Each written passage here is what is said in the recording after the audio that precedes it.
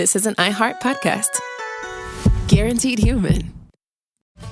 It's a celebration 250 years in the making. And we want everyone in America, from Maine to Montana, from Alabama to Alaska, to be a part of it. This year marks America's 250th anniversary, and we're coming together from coast to coast at Star-Spangled events, live performances, and the largest day of giving in American history. Join the nationwide celebration at america250.org. You fired up the grill, you strung the lights, you even cleaned the patio furniture. But let's be honest, your cornhole set is an embarrassment. This summer, level up with official American Cornhole League gear. We're talking pro-quality boards, bags, and everything you need to become the undisputed backyard champion of your entire neighborhood. Or at least beat your brother-in-law. Shop now at aclshop.com, because summer's too short for bad cornhole. Hi, it's Karen and Georgia from My Favorite Murder. We cruised around LA in the Hyundai Ioniq 5 and dove into the fascinating life of actress and inventor Hedy Lamarr. Want the full story? Take a listen. She starts dating Howard Hughes. And in fact, she helps him design a faster plane. So she finds the fastest bird and the fastest fish and sketches out a drawing of what the two would look like as a plane. And that becomes the plane that we know today. And he calls her a genius. Check out our new episode spotlighting groundbreaking innovators like Hedy Lamarr and Billie Jean King. Presented by the Hyundai Ioniq 5. Goodbye. Mom, can I have Lingo Kids? Dad, Lingo Kids, please! When did we become the Lingo Kids house? No idea. Last week it was dinosaurs. This week it's... Lingo Kids! Why Lingo Kids? Because it's the best thing ever. We can play games with astronauts, wild animals, and superheroes. With more than 4,000 interactive games, songs, and shows, Lingo Kids is the #1 entertainment platform for young kids. So, no dinosaurs? And dinosaurs! Lingo Kids! Everything kids love. Download it for free. Professional wrestling fans, the action continues every week. Watch TNA Thursday Night Impact every week on AMC. It is like electricity flowing through your veins. Don't miss the adrenaline, the drama, and the total non-stop action. No one can ever be as good as this right here. Don't miss the action of TNA Thursday Night Impact every week on AMC. For showtimes and more information, visit TNAWrestling.com. Welcome, everybody. Thursday edition of Clay and Buck. This is Buck. I am back. I missed you all very much. Clay did a fantastic job for the last few days. I was able to listen in while I had some vacation in sunny New York City, where before we get into the Iran deal, before we get into the price of gas and all that good stuff, let me just say, go Knicks. Big day in NYC. I know a lot of the rest of you could care less, but for New Yorkers, it's a huge deal.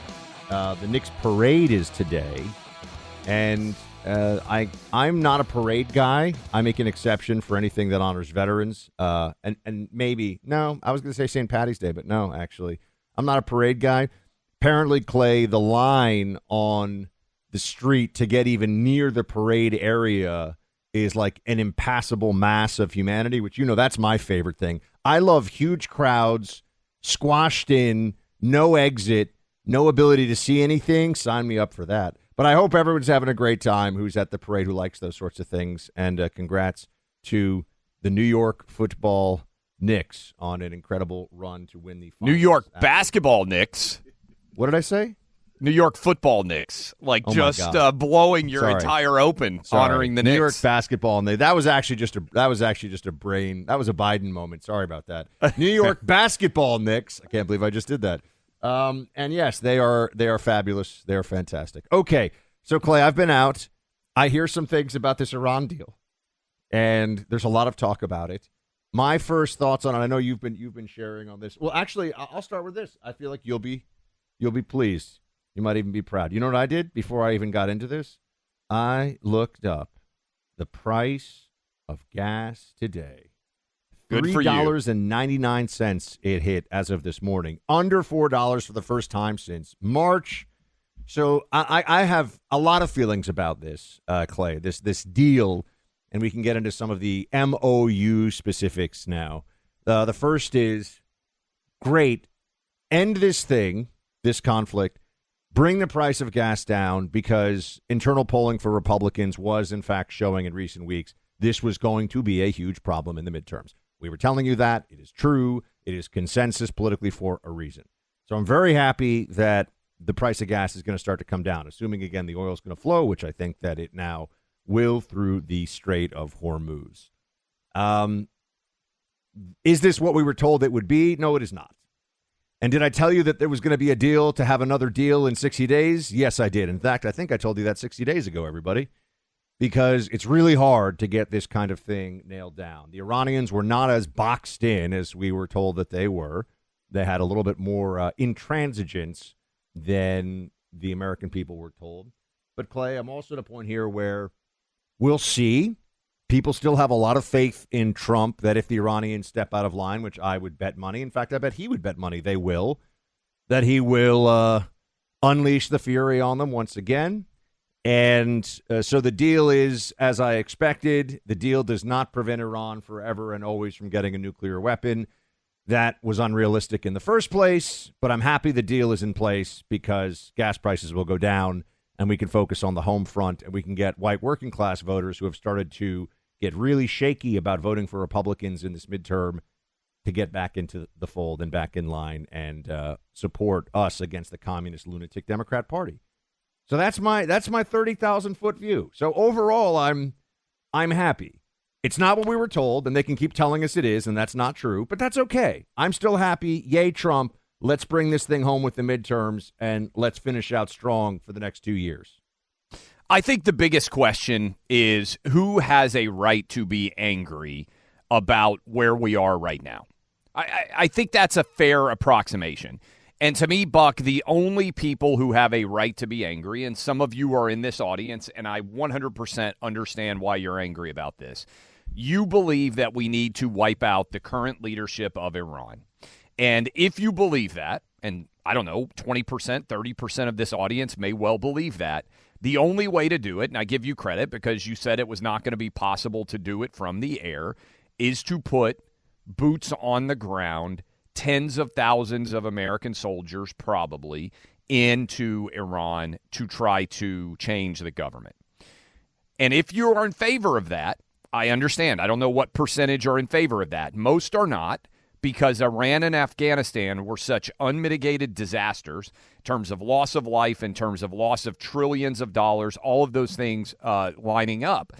If you are of the opinion that we should keep going and take out the mullahs, take out the entire Iranian Republican National Guard, everybody that is affiliated with the Ayatollah in any way, and that we should put back in the Shah of Iran or some other leadership group, you have a right to be upset today because President Trump decided he wasn't willing to do that. Once he decided he wasn't willing to do that, Buck, it's kind of like you've decided to land the plane, and the question is just, okay, where are we going to put the plane down? And to me, the overwhelming, most important thing to this audience, and we've been hammering it for some time, is what does a gallon of gas cost? It was $68 a barrel, Buck, when we went into Afghanistan at the end of February. As I am speaking to you right now, it is $73.80. So there is almost no difference. As you started off the show by saying, nationwide, the average gallon of gas is under $4. When I flew up here to D.C., it was under $3.50 in my hometown of Nashville, suburban area near the airport. I was paying attention as I was driving in. If you live in a red state, you are soon going to have $3 a gallon oil and gas again. And I believe by the time we actually get to people voting in this fall, that gas will be back to $3 a gallon. So would you sign off on that? People out there are going to say, oh, Trump lost a negotiation. They hate Trump. They don't care. Trump could have been told, we played the cut yesterday, the Ayatollahs could come out and say Trump is the greatest American president of all time, and we got totally obliterated by him in negotiation. And the people who hate Trump still would be complaining. There is no war. There is no high price of oil and gas. The Iranian Air Force, Navy is gone, and most of their leadership at a high level is gone as well. And now we're in kind of and the nuclear ambition may be there, but the nuclear weapons are gone. So here's where we are. Okay, so a few things that I would add to all this, Clay. One, I think people Yes, they're the people that want to go all the way, whatever the cost, Carg Island, go get the dust, all of that. I think that's about 10% of the audience. I think that's a very small percentage of the audience. I do think there are people who are expressing frustration also with President Trump saying, we've got them right where we want them. They're going to sign off on everything. They're desperate for a deal, and all this sort of bluster about we're going to bomb them back into the Stone Age if they don't do everything we say. None of that was true. So some people are frustrated by the fact that that was all nonsense. This deal reflects that was not accurate. Now, maybe that was how Trump negotiates, his posture, his positioning, whatever, fine. What matters? No more bombs, gas price dropping. Let's focus on what matters here at home again, okay? I think it was, you can look at this like Trump took a shot, many shots in a sense, but he took a shot to try to fundamentally transform the Middle East without losing a lot of American lives in the process, without some long and intractable war. And it didn't work out that way. But we are now in some protracted negotiation with the Iranians. They do know that Trump is willing to blow up their stuff whenever, if they get out of line. I think there's still a lot of trust in Trump on foreign policy out there. Like, that's actually, trust in Trump is the policy, meaning, okay, sure, we all know the Iranians will probably cheat. I think he knows they'll cheat, but he will bring the hammer down on them if and when they do. And this is not going to turn into a quagmire and all these things that people are going to say. Was it worth it? Let's see where we are after the midterms. But for right now, Clay, I'm just glad that we are at a phase where the kinetic activity is done and the price of gas is dropping and Hormuz is opening. Yes, sir. I would also point out Israel was wrong on regime change. And so you should analyze when you consider Israeli arguments going forward if you are Trump.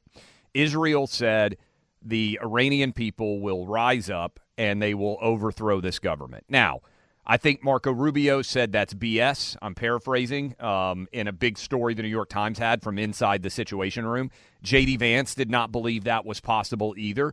But there are reports that Netanyahu said, if we take out the Ayatollah, then there will be an uprising inside of Iran and we will have a new government. That didn't happen.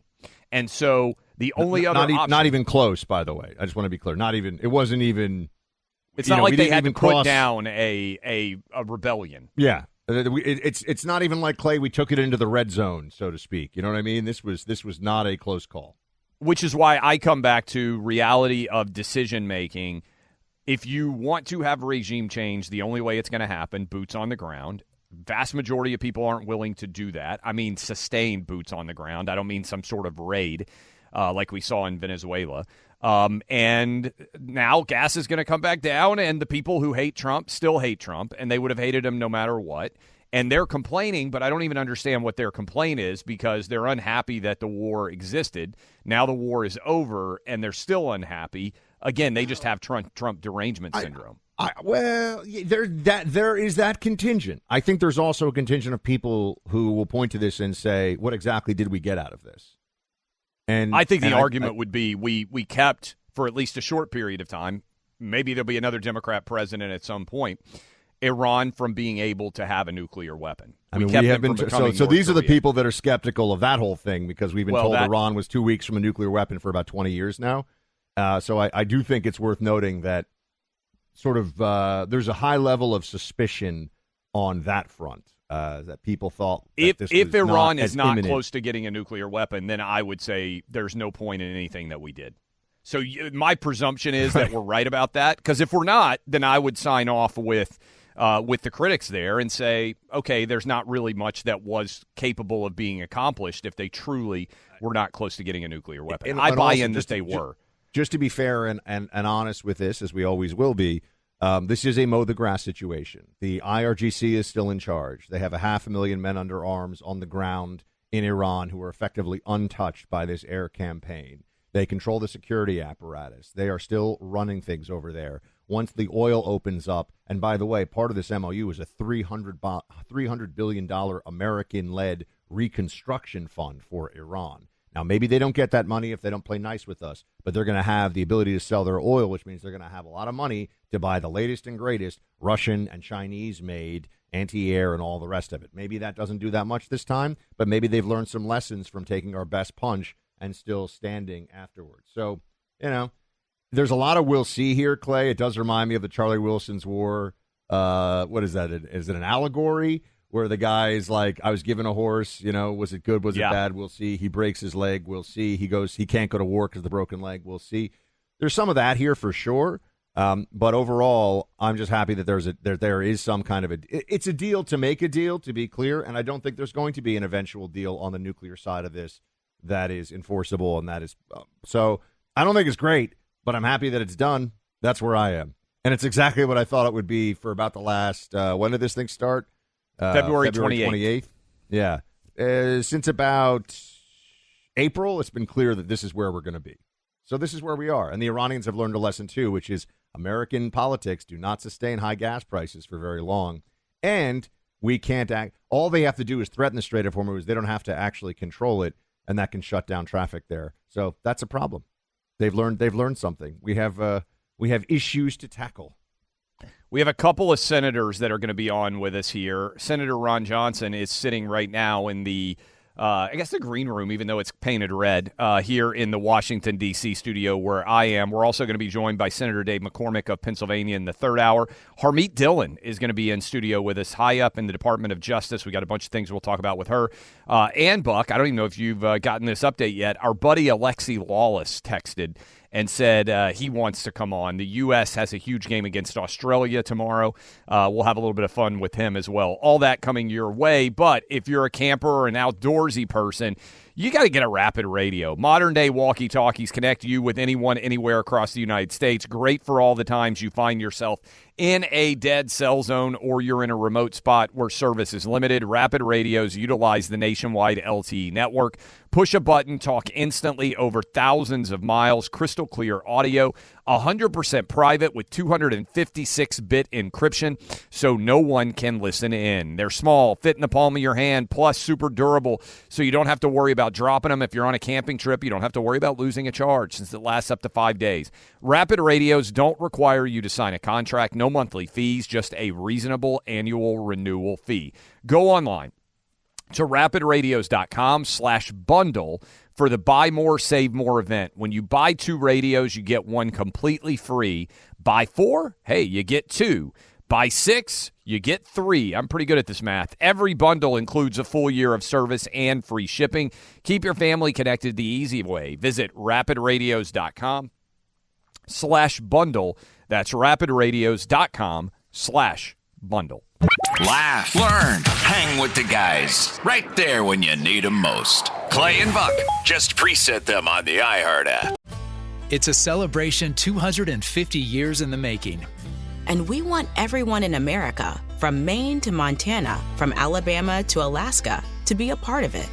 This year marks America's 250th anniversary, and we're coming together from coast to coast at star-spangled events, live performances, and the largest day of giving in American history. Join the nationwide celebration at america250.org. You fired up the grill, you strung the lights, you even cleaned the patio furniture. But let's be honest, your cornhole set is an embarrassment. This summer, level up with official American Cornhole League gear. We're talking pro-quality boards, bags, and everything you need to become the undisputed backyard champion of your entire neighborhood. Or at least beat your brother-in-law. Shop now at aclshop.com, because summer's too short for bad cornhole. With my mom and dad living in Orange County, when we bring my 5 and 7-year-old to visit, we are sometimes in for a 2-hour drive that could feel like 10. Oh, as an avid camper, I know all about this. We'll pack up the RV and know this is either going to be the trip of a lifetime or a complete disaster. Which is why we load up the iPads with Lingo Kids before we even pull out of the driveway. It's what dreams are made of. Lingo Kids keeps kids engaged and quiet with over 4,000 interactive games, songs, and shows that kids simply cannot get enough of. You can pack whatever you think you'll need, but Lingo Kids is the only entertainment you'll need for a stress-free car ride. Or really, any ride. Plane, train, hovercraft, whatever. Download Lingo Kids for free today. Or unlock even more amazing content with Lingo Kids Plus. Choose the yearly plan and save up to 60%. Search Lingo Kids in the App Store or Google Play. Lingo Kids, everything kids love. Professional wrestling fans, the action continues every week. This is total nonstop action. TNA Thursday Night Impact every week on AMC. For showtimes and more information, visit TNAWrestling.com. Deciding on what to listen to is hard. Using Zumo to stream music from iHeart 90s Radio is easy. Or play iHeart Country Classics Radio or Hip Hop Beats. Your choice, all for free. Stream easy with Zumo Play. Get live and on-demand entertainment with no logins, no signups, no accounts, no hassle. Get cozy on the couch and binge your favorite movies like Awakenings starring Robert De Niro, Looper starring Bruce Willis, and more. All streaming free on Zumo Play. Go to play.zumo.com now. Life is hard. Zumo is easy. Welcome back in here to Clay and Buck. Clay is in D.C., where we have one of our many freedom bunkers, if you will, to do the show. And he is with Senator Ron Johnson. Senator Johnson of Wisconsin, thank you, as always, for being here with us. A couple things. Obviously, midterm election starting to loom large, especially as we're entering here in the peak summer season.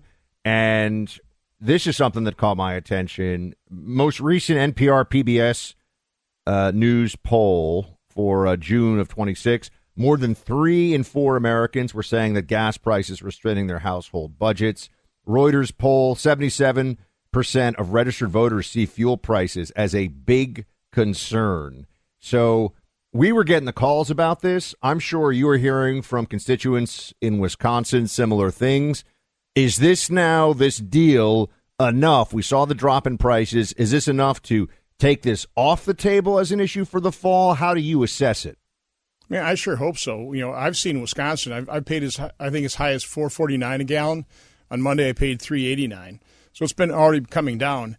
And I think if it comes down even further, I think it'll really reduce this as an issue. And, you know, what's interesting in Wisconsin, we are a big state involved in trade from a manufacturing standpoint as well as agriculture. I was with the president a couple of Fridays ago in Eau Claire at a farm, and while he was doing his NBC interview, I was talking to the people, the panelists, the farmers, and you know they're harmed by the trade wars, no doubt about it. But almost to a person, I hear this from manufacturers as well that are harmed by the trade wars. But we understand what President Trump is trying to do, and we support him. So it's really a very interesting dynamic. They realize that we've been magnanimous in terms of our trading partners, let them come take advantage of our economy, and we've been treated unfairly. And they'd like to reset those relationships, and they recognize it's not an easy thing to do, just like it wasn't easy to get the Ayatollahs to behave. You, in addition to everything that's going on with Iran, you have a piece you shared on social media, and I want to grab it and make sure I get this data right. You shared this article on social media. I retweeted it. Currently, VAERS, which is basically vaccine reactions, shows 1,676,100 cumulative worldwide adverse events, 39,099 deaths associated with COVID shots, with 9,332, 24% of those deaths occurring within 2 days of injection. And most of these outcomes occurred after there were reports of adverse conditions. This piece that you shared at the bottom, you pitched it to the Wall Street Journal, the New York Times, the Washington Post, USA Today, and Fox Digital. They have all declined or ignored requests to publish your op-ed on vaccine side effects.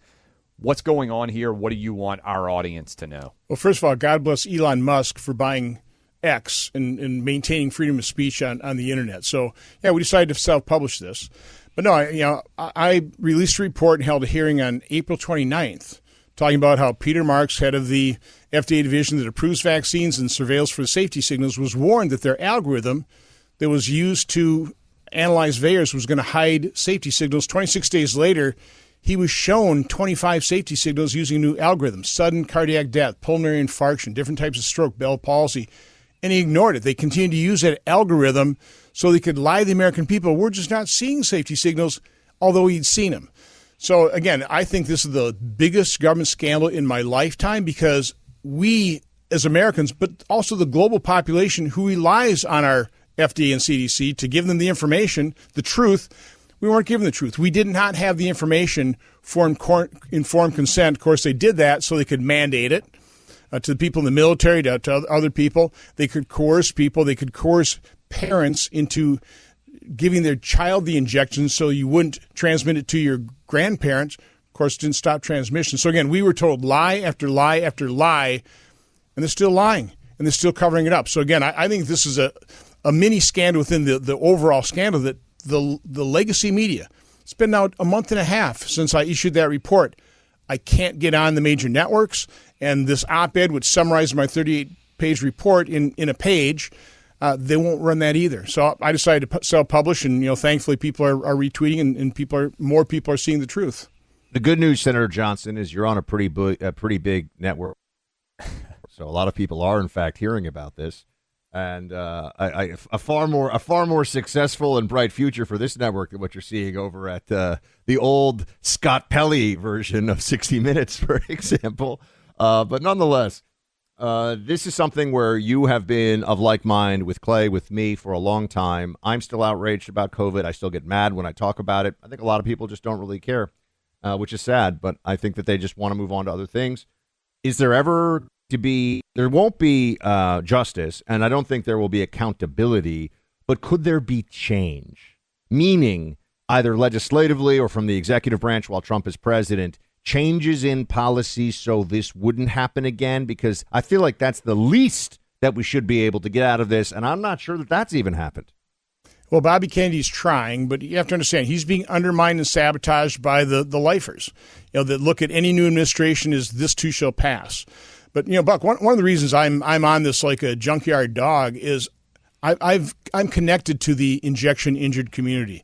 I've met a parent who lost his best friend, his son, to the COVID injection. And so these people, all they've wanted since I held an event with them in June of 2021 is to be seen, heard, and believed so that they can get treated. Something diabolical in this whole story is that also in March of 2021, the NIH had a group of scientists who were diagnosing and treating severely injection-injured individuals for their injuries. But they told them, all, do not talk about this. Let's complete our study, then we'll publish it, then doctors will be made aware of, give guidance on how to treat this. They didn't publish their study. Only under pressure, they put a one-pager out on a preprint server, told no one. Just like the Grinch, solve world hunger, tell no one. One of the conclusions in this treatment regimen is you had to intervene early to be effective in treatment, and they didn't provide doctors guidance. And so to this day, the health agencies haven't acknowledged these injuries. CDC actually ran a study in 2021 saying that these neurological symptoms were anxiety. It's all in your head. And so these people are at a low point. They've been struggling for 10 years to get an ICD code. They want to be seen, heard, and believed so they can be treated. They're still not being treated to this day. So that's why this is my white whale. I'm Ahab. I'm going to do everything I can to expose this so these people can be held accountable, but mainly advocating for the injection injured so they can be treated, and also so this never happens again. What happened in COVID is a travesty. Our loss of freedoms, the lies told to us, we can't let it happen again. Senator Ron Johnson, always a pleasure, sir. Thank you. Thanks for having me on. Thanks for covering this story. The Preborn Network of Clinics is a nationwide nonprofit that is saving the lives of unborn babies every single day. This past year, they saved 70,000 tiny babies in the womb. When a woman walks into one of Preborn's network clinics, she's welcomed with open arms. She's introduced to her baby through an ultrasound, and for the first time, she sees life, not loss, and she's offered hope-filled choices. When she chooses life, Preborn continues working with her for up to 2 years, providing maternity clothes, diapers, counseling, and so much more. Preborn puts their focus on the pregnant mom, but also welcomes the father of this unborn child, too. In those circumstances, the focus is on both mom and dad, because the number of those dads celebrating Father's Day this weekend are so much higher as a result of Preborn's excellent work. Helping more dads become dads out there. There are hundreds of thousands of parents to be in this situation, though. You have the ability to make a donation and help yourself. For $28, a $28 gift would pay for an ultrasound, which so often is the game-changing moment. That godly connection between mother and baby happens with that ultrasound, and she knows it's time for life. Using your cell phone, dial pound 250 and say the keyword baby. That's pound 250, say baby, or visit preborn.com/buck, preborn.com/BUCK. All gifts are tax deductible. Preborn is a 5-star charity sponsored by Preborn. Looking for normal in a world of crazy? Clay and Buck have your back. Welcome back in. Hour number 2. I am Clay Travis. He is British colonial soldier Buck Sexton, rooting for, in America 250, the British to come to American shores and emerge triumphant. Called out by Alexi Lawless. Very well done at the end of hour 1. I am excited to watch tomorrow the U.S. and Australia play. You and I will be in, Buck, as many people across the country will be taking a holiday, as Juneteenth has now become a holiday. I think it's a company holiday for iHeart, too, technically. I thought you were taking it this year. Otherwise, perhaps I would have taken it. So I guess we're just out of luck on Juneteenth this time around. You and I work Columbus Day. We work what's the one in October? That's Columbus Day. We work on President's Day. We work on MLK Day. These are all holidays that everybody else at the company takes. You and I work. Even a bunch of other hosts take it. So we will be here with all of you tomorrow. And I'm pretty excited. We just had Alexi Lawless on. And let me tell you, we're going to have Harmeet Dillon in studio with me here in D.C., one of the top officials in the Department of Justice. A lot we can talk about with her. And in the third hour, we will have Senator Dave McCormick of Pennsylvania. He will be on with us as well. No guests coming in this hour, so you can load up the lines, 800-282-2882, react to everything surrounding Iran and more. But I'm really excited tomorrow. As soon as we finish this program at 3 Eastern, the U.S. game against Australia will be starting. And I'm going to make a prediction for you. I think it will become, other than football, the most watched sporting event of the year in 2026 so far. That's how much I think people are starting to buy in for this U.S. men's soccer team, and also just how much latent energy for American exceptionalism I think is there. We've caught it and experienced it and felt it with the U.S. hockey team in the Winter Olympics and their run to the gold medal, and I just think there is a lot of demand for American exceptionalism across the nation. Do you feel that? Do you feel that there is a positive groundswell? Obviously, a team can screw it up, and the U.S. men's soccer team has screwed up a lot when people have wanted to be optimistic in the past. But the audience is huge, and it feels to me like people are just ready to explode in excitement. Well, I got to tell you something, Clay. As if I'm not going to get booed enough for rooting for the Redcoats, if you will, in the World Cup, but I really do think that this is England's not only year. Rooting for the Redcoats, as Alexi said, Buck, rooting for the Redcoats in the 250th anniversary of the nation, on the anniversary of us standing up to the Redcoats in 1776. Look, they got us the War of 1812. They may be coming back for more now, and I think that the being led by Harry Kane, who's an incredible striker, I think that this team is going to be able to go all the way. Everyone's saying Spain, France. Yeah. It's going to be England. In fact, I should probably put a wager of some sorts on this. You can get them 10-1. I can get 10-1 on England? 10-1 on England right now. You can get them anywhere on sports books across America, and probably a little bit lower than that in sports books in England. By the way, speaking of sports, we are, and this is funny. I'm telling you a sports thing, though. Hold on a second. Yes. Hold on a second. We're not. I was in New York, Clay. That's what I was going to. I've got a tease here. Okay. Well, go ahead, because I was going to tell you it was a wild and crazy time to be in NYC. Well, this is actually, I think, a really good story, and it goes to America returning to normal in some way. No NBA championship team has visited the White House since Donald Trump was elected president. Not in Trump 1.0, not so far in Trump 2.0. And I'm going to give some credit to your beloved New York Knicks, Buck.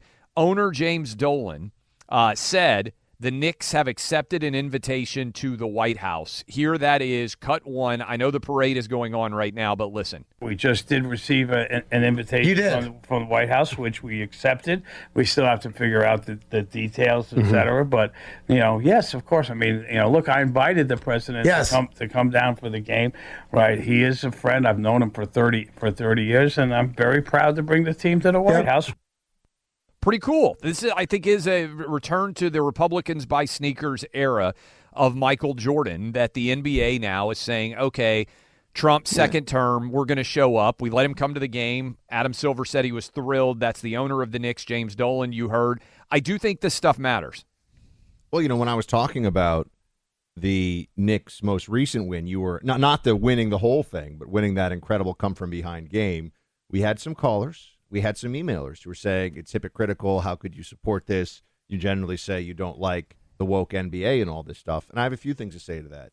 One, nobody's perfect. Two, okay, just gonna be honest. That's a good. By the way, that's a married man response. Like you don't even fight that. It's like, hey, nobody's perfect. Let's just go ahead and turn the page. That's a very good adroit rhetorical trick. So I'll put that out there. The other one is, you can put that on your pipe and smoke it to all the email haters.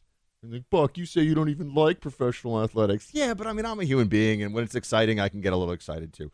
The other thing is, Clay, for me, this time around, it does seem like there is a move toward sports as just this is what the White House move, I think, says.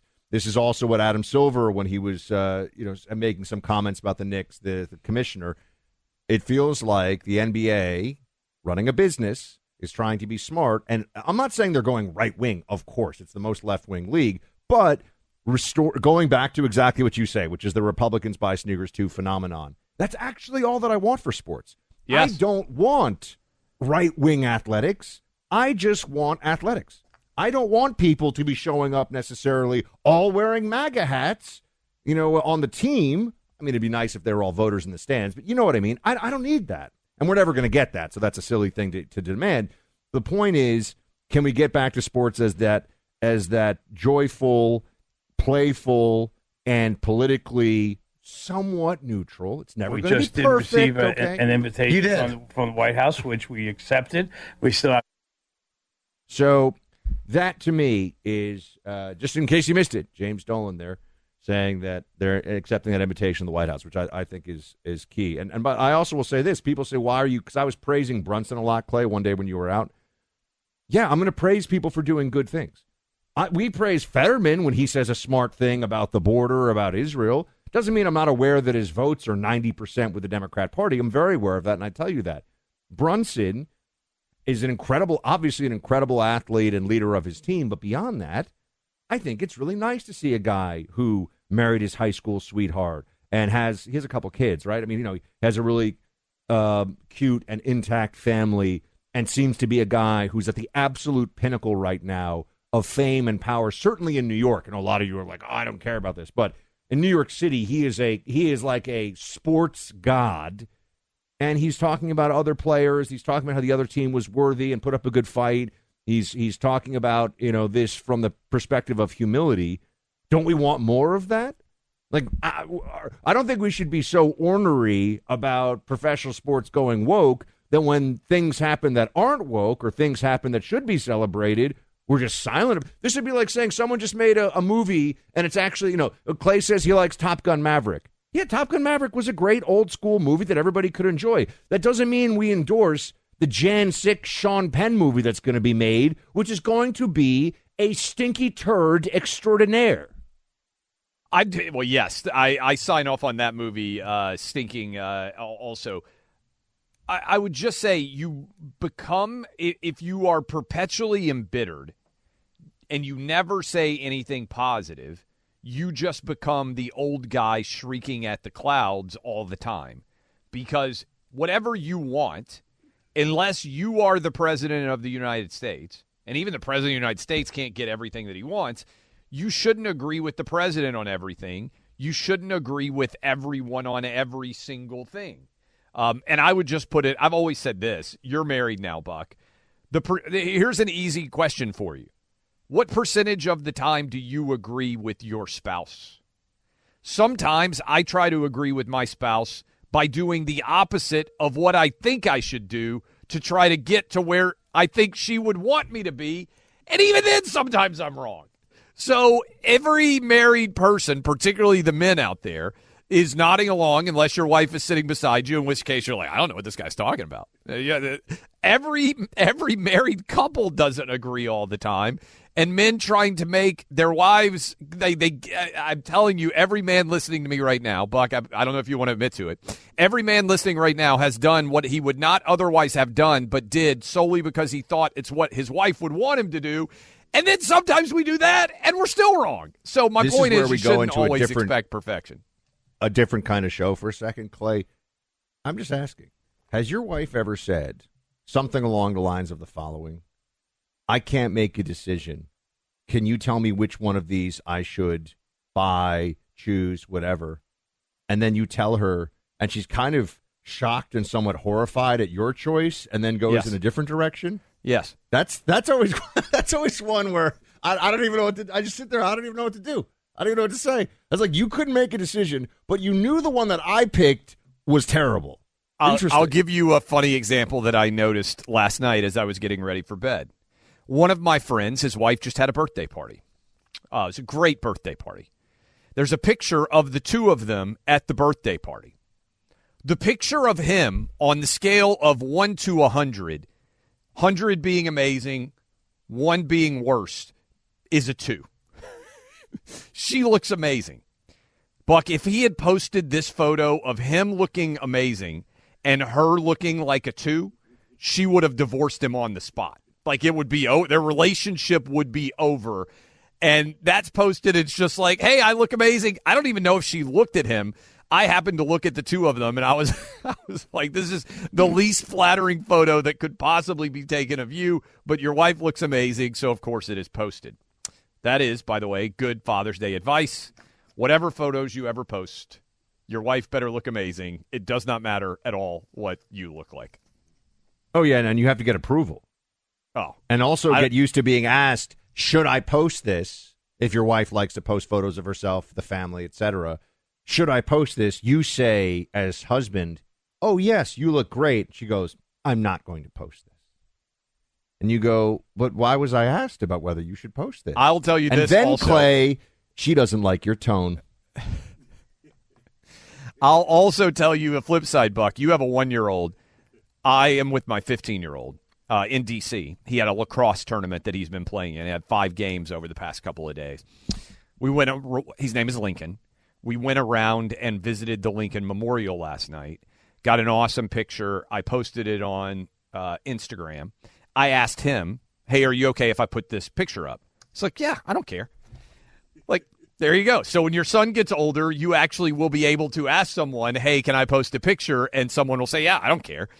So there is a masculine world, at least in the Travis household, sometimes winning. The two of us have had a fun time up here in D.C.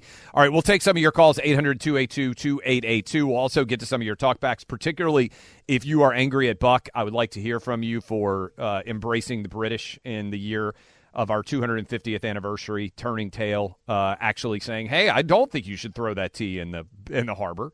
Guys, behave yourselves. The International Fellowship of Christians and Jews, that's the IFCJ, been on the ground in both Israel and Ukraine, helping the most vulnerable populations caught up in war. I saw firsthand the difference your donations can make, whether it's the armored ambulances, construction of bomb shelters at elementary schools. The impact's life-changing throughout Israel. In fact, we also visited a crisis center for children, all made possible by your support. Humbling experience, a reminder of the peace that we take for granted here that Israel does not have the luxury of being able to experience.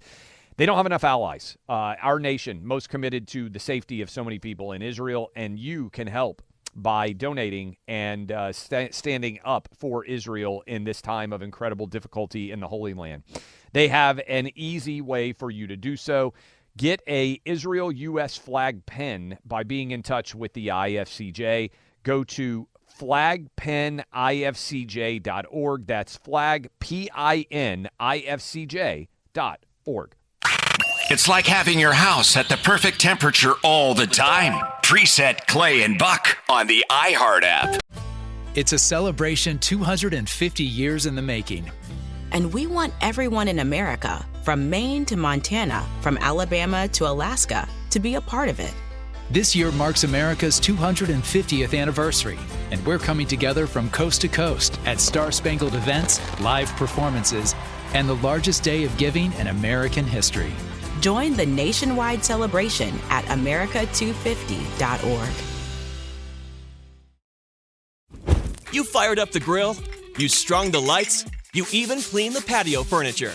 But let's be honest, your cornhole set is an embarrassment. This summer, level up with official American Cornhole League gear. We're talking pro-quality boards, bags, and everything you need to become the undisputed backyard champion of your entire neighborhood. Or at least beat your brother-in-law. Shop now at aclshop.com, because summer's too short for bad cornhole. With my mom and dad living in Orange County, when we bring my 5 and 7-year-old to visit, we are sometimes in for a 2-hour drive that could feel like 10. Oh, as an avid camper, I know all about this. We'll pack up the RV and know this is either going to be the trip of a lifetime or a complete disaster. Which is why we load up the iPads with Lingo Kids before we even pull out of the driveway. It's what dreams are made of. Lingo Kids keeps kids engaged and quiet with over 4,000 interactive games, songs, and shows that kids simply cannot get enough of. You can pack whatever you think you'll need, but Lingo Kids is the only entertainment you'll need for a stress-free car ride. Or really, any ride. Plane, train, hovercraft, whatever. Download Lingo Kids for free today. Or unlock even more amazing content with Lingo Kids Plus. Choose the yearly plan and save up to 60%. Search Lingo Kids in the App Store or Google Play. Lingo Kids, everything kids love. Professional wrestling fans, the action continues every week. This is total nonstop action! TNA Thursday Night Impact every week on AMC. For showtimes and more information, visit TNAWrestling.com. Deciding on what to listen to is hard. Using Zumo to stream music from iHeart 90s Radio is easy. Or play iHeart Country Classics Radio or Hip Hop Beats. Your choice, all for free. Stream easy with Zumo Play. Get live and on-demand entertainment with no logins, no signups, no accounts, no hassle. Get cozy on the couch and binge your favorite movies like The Cable Guy starring Jim Carrey, The Bounty Hunter starring Jennifer Aniston, and more, all streaming free on Zumo Play. Go to play.zumo.com now. Life is hard. Zumo is easy. All right, everybody, Hour 3, Clay and Buck gets going right now. We are joined by Harmeet Dillon. She is Assistant Attorney General for the Civil Rights Division at the United States Department of Justice. Harmeet, great to see you as always. We have a lot of questions to talk about. Clay, the lawyer of this duo, gets particularly psyched to talk to you about legal nerddom. But I want to start with my own question here about the change. First, if you would, for everybody, would you explain the legal doctrine of disparate impact in just layman's terms, and then where it has had real impact in our society, the way that it has been applied, and the change now that DOJ under Title VI has instituted? Well, absolutely. So this is one of the most important doctrines that we learned about when I was a baby lawyer in my 36 years ago, going to law school. And there was a case called Duke Power, Griggs and Duke Power, which involved not whether there was intentional discrimination in hiring, but rather whether the effect of hiring practices, including tests and who the positions are advertised to, led to a quote-unquote disproportionate impact on the working body, such that there was some sort of allegation of out of proportion racial makeup of a workforce. And the requirement that came out of this concept of disproportionate impact, which is very distinct from intentional discrimination, is affirmative action. And so throughout the United States now for decades, American employers have effectively been forced to use quotas to avoid scrutiny and lawsuits from the EEOC and from private employment lawyers seeking to, quote unquote, equalize the workforce. And so if you think about it in very simplistic terms, it's equity versus equality. It's sort of equal outcomes as opposed to equal opportunity. And what we've done at the Department of Justice in the last week through my brilliant colleagues at the Office of Legal Counsel is working in response to a request from the EEOC.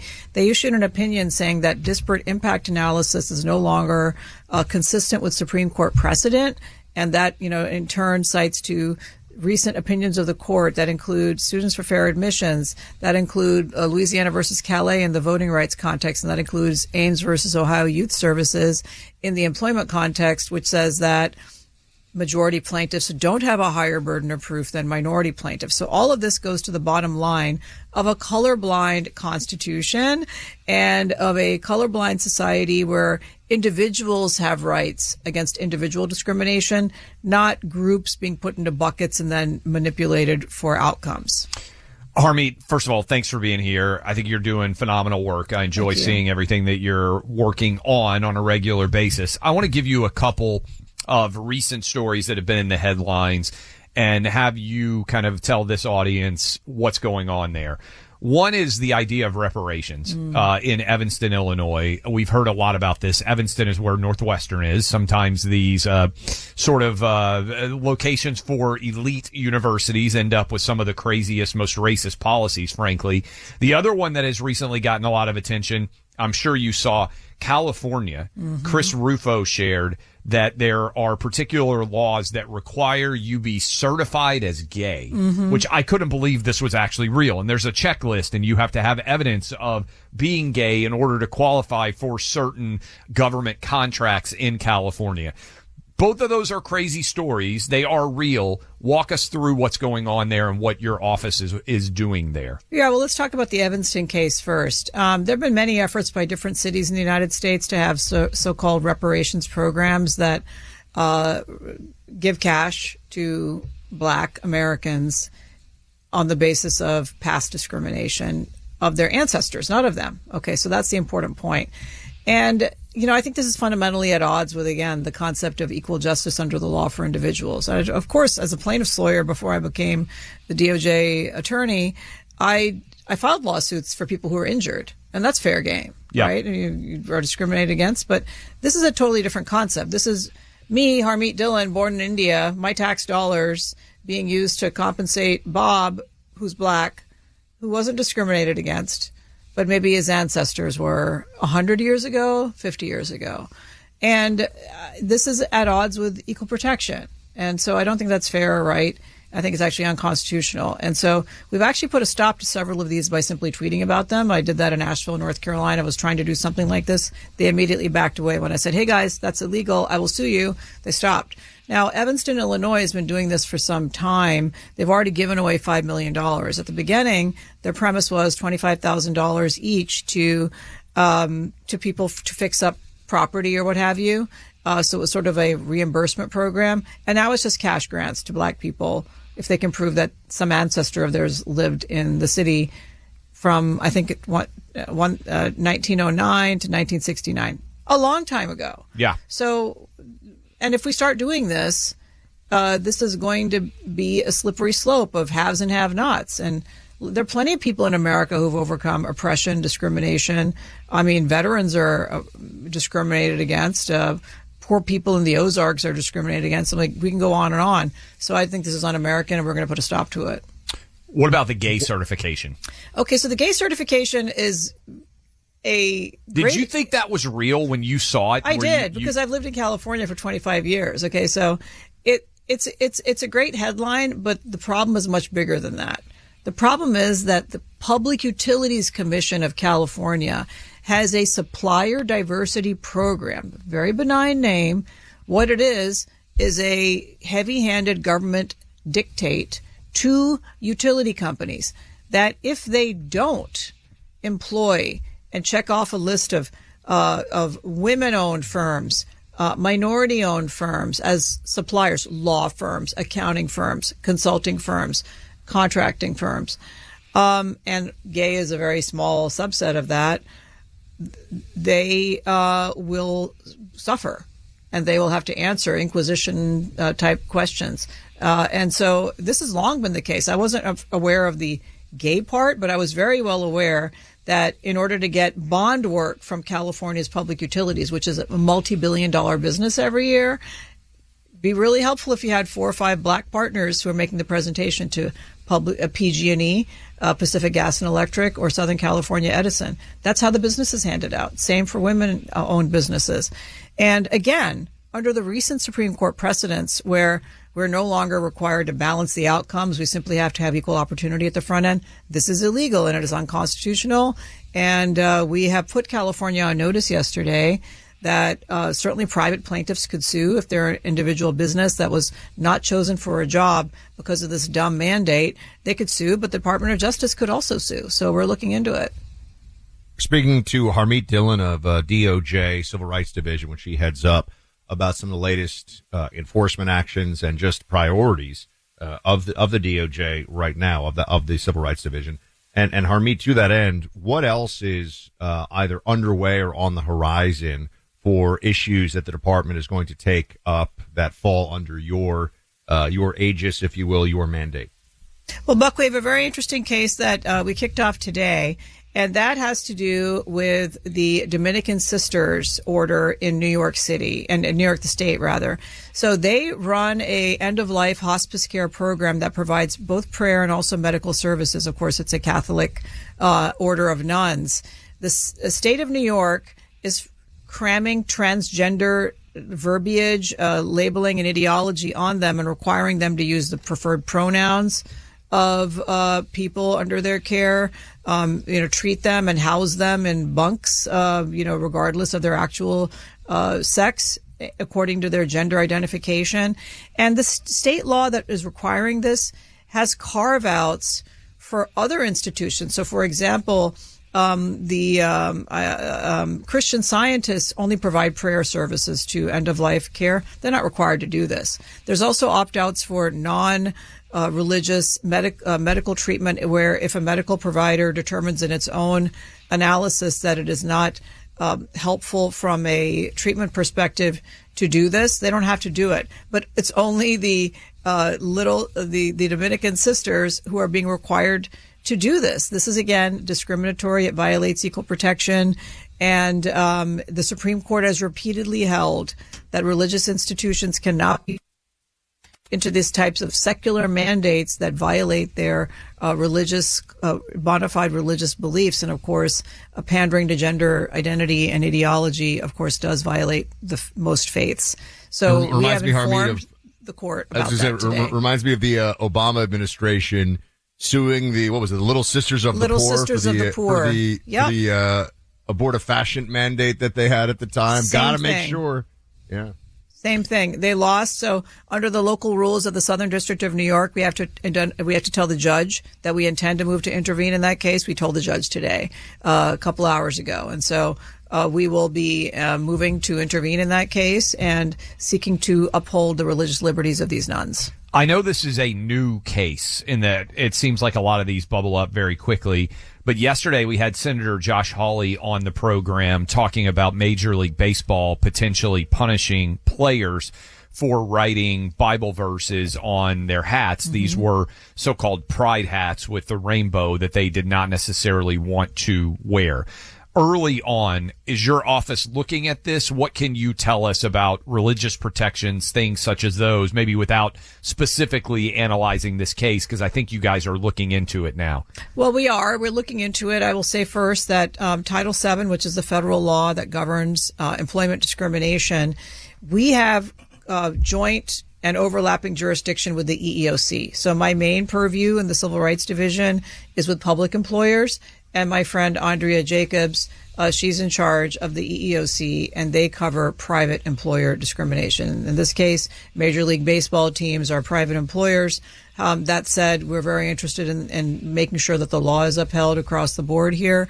And here's what the law is. The law is that, generally speaking, an employer cannot retaliate against an employee on the basis of their religious beliefs.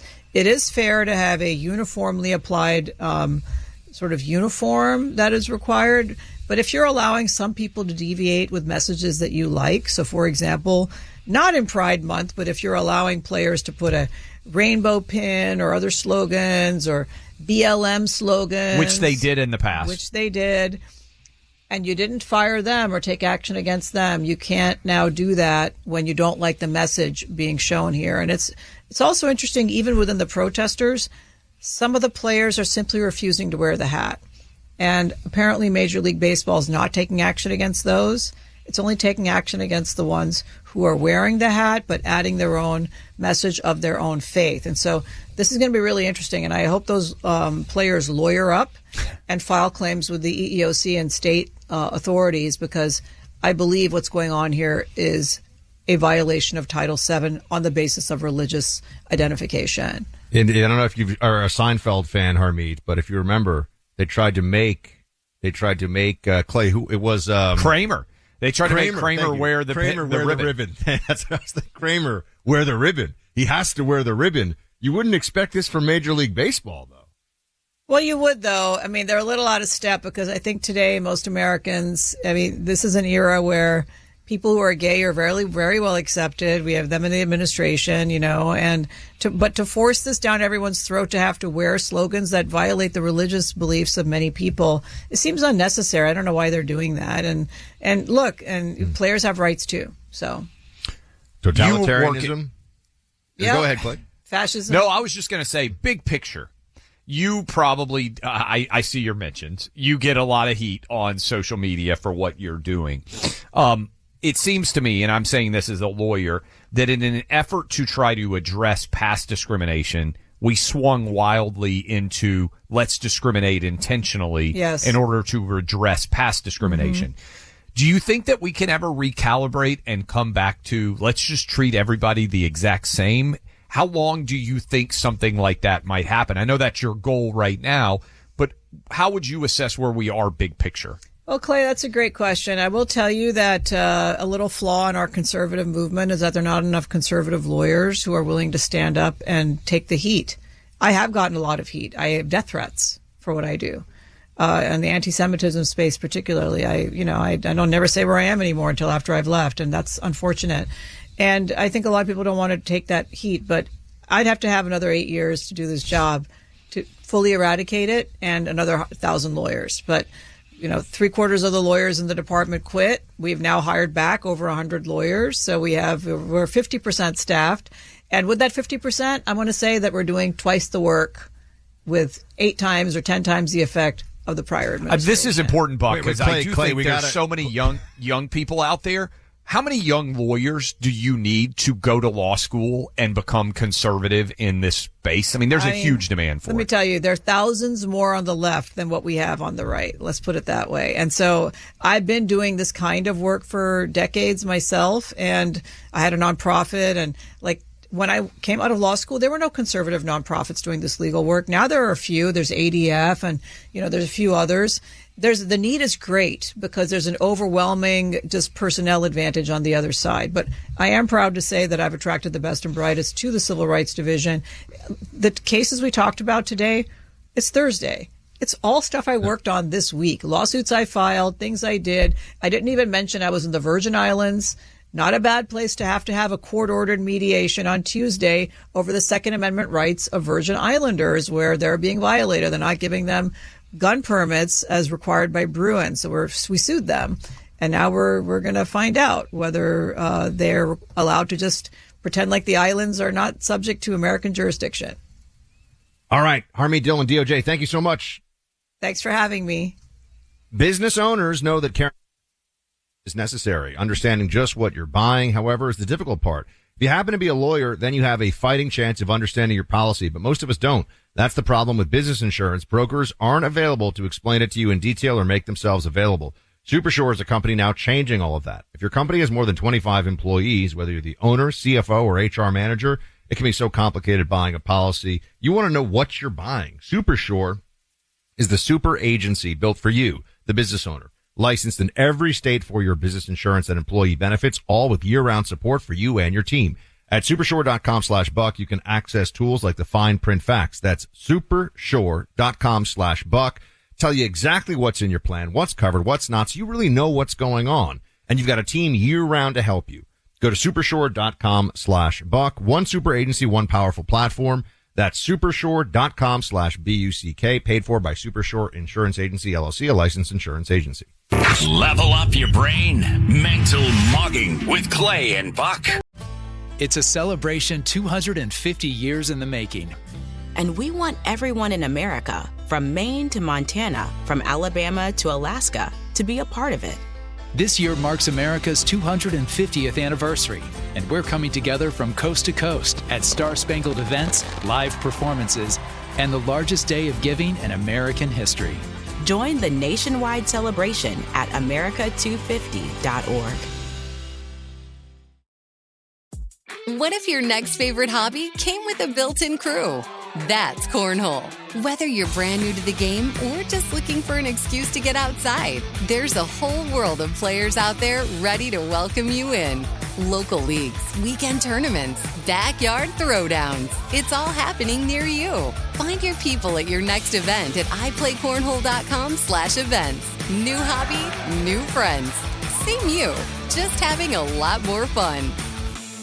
With my mom and dad living in Orange County, when we bring my 5 and 7-year-old to visit, we are sometimes in for a 2-hour drive that could feel like 10. Oh, as an avid camper, I know all about this. We'll pack up the RV and know this is either going to be the trip of a lifetime or a complete disaster. Which is why we load up the iPads with Lingo Kids before we even pull out of the driveway. It's what dreams are made of. Lingo Kids keeps kids engaged and quiet with over 4,000 interactive games, songs, and shows that kids simply cannot get enough of. You can pack whatever you think you'll need, but Lingo Kids is the only entertainment you'll need for a stress-free car ride. Or really, any ride. Plane, train, hovercraft, whatever. Download Lingo Kids for free today. Or unlock even more amazing content with Lingo Kids Plus. Choose the yearly plan and save up to 60%. Search Lingo Kids in the App Store or Google Play. Lingo Kids, everything kids love. Professional wrestling fans, the action continues every week. This is total non-stop action. TNA Thursday Night Impact every week on AMC. For showtimes and more information, visit TNAWrestling.com. Deciding on what to listen to is hard. Using Zumo to stream music from iHeart 90s Radio is easy. Or play iHeart Country Classics Radio or Hip Hop Beats. Your choice, all for free. Stream easy with Zumo Play. Get live and on-demand entertainment with no logins, no signups, no accounts, no hassle. Get cozy on the couch and binge your favorite movies like Awakenings starring Robert De Niro, Looper starring Bruce Willis, and more. All streaming free on Zumo Play. Go to play.zumo.com now. Life is hard. Zumo is easy.